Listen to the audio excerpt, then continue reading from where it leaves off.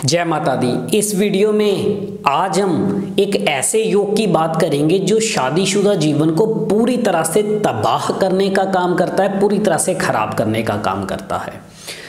जन्म कुंडली में अगर शादीशुदा जिंदगी का जो सुख माना जाता है उस घर के अंदर यानी 7वें घर के अंदर अगर मंगल और बुध का संबंध बन रहा हो या फिर मंगल जन्म कुंडली के 7वें घर में बुध की ही राशि मिथुन या कन्या राशि के अंदर बहुत खराब होकर के या बद होकर के बैठ जाए तो ऐसे में पति पत्नी के लड़ाई झगड़े आए दिन देखने को मिलते हैं। शादी से पहले चाहे ऐसे कुंडली वाले इंसान को जीवन में खराब असर ना देखने को मिले, लेकिन जैसे ही शादी होती है, जैसे ही मांगलिक कार्य होता है, ऐसे में सबसे पहले तो शादी के समय में ही कुछ ना कुछ लड़ाई झगड़ा, कुछ ना कुछ कह लो खुशी के माहौल के अंदर कोई विघ्न आना, कोई रुकावट आना, कोई ऐसी दुखद न्यूज़, कोई ऐसी परेशानी वाली न्यूज़ सुनने को मिलना जिसके कारण शादी के माहौल के अंदर या खुशी के माहौल के अंदर एक तरह से खलल पड़ना, ये सबसे पहले इसका सिम्टम होगा। और जैसे ही शादी इंसान की होगी उसके स्वभाव के अंदर दिन प्रतिदिन गुस्सा जो है वो बढ़ता चला जाएगा और इंसान छोटी छोटी बातों को लेकर के अपने जीवन साथी के साथ लड़ाई झगड़े करने लगता है, या हालात ऐसे बन जाते हैं या उसके अंदर गुस्सा इतना बढ़ जाता है कि वो किसी की भी बात सुन करके नहीं चलता और छोटी छोटी बातों को बहुत बड़े लड़ाई झगड़ों के अंदर कन्वर्ट कर देता है। और ऐसे लोग जब बोलना शुरू करते हैं तो एक ही बात को बहुत लंबा खींच के ले जाना और जरा सी बात को बहुत बड़े क्लेश के अंदर कन्वर्ट होना।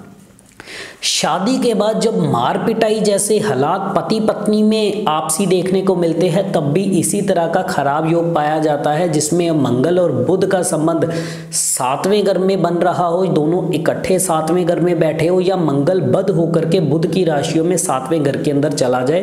तब पति पत्नी में मार पिटाई भी होती है। जिसमें अगर मंगल और बुध इकट्ठे 7वें घर के अंदर बैठ जाए, जिसमें कई बार हालात इस तरह के बन जाते हैं जिसमें मार पिटाई के बाद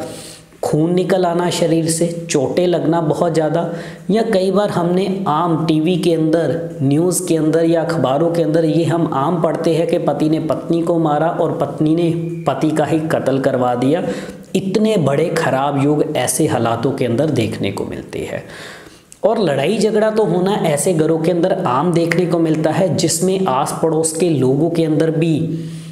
बदनामियां हो और घर एक तरह से कलेश के लिए आसपास के माहौल के अंदर एक तरह से माना जाए कि इस घर के अंदर तो हमेशा पति पत्नी के कलेश रहते हैं, यानी पड़ोसी भी एक तरह से फिर तमाशा देखने लगते हैं। ये सारे खराब हालात इस तरह के हालातों के अंदर ही देखे गए हैं। अब ऐसे में इसके उपाय क्या करने चाहिए ताकि इसको ठीक किया जा सके। सबसे पहले तो अगर इस तरह के खराब हालात बन रहे हैं तो आप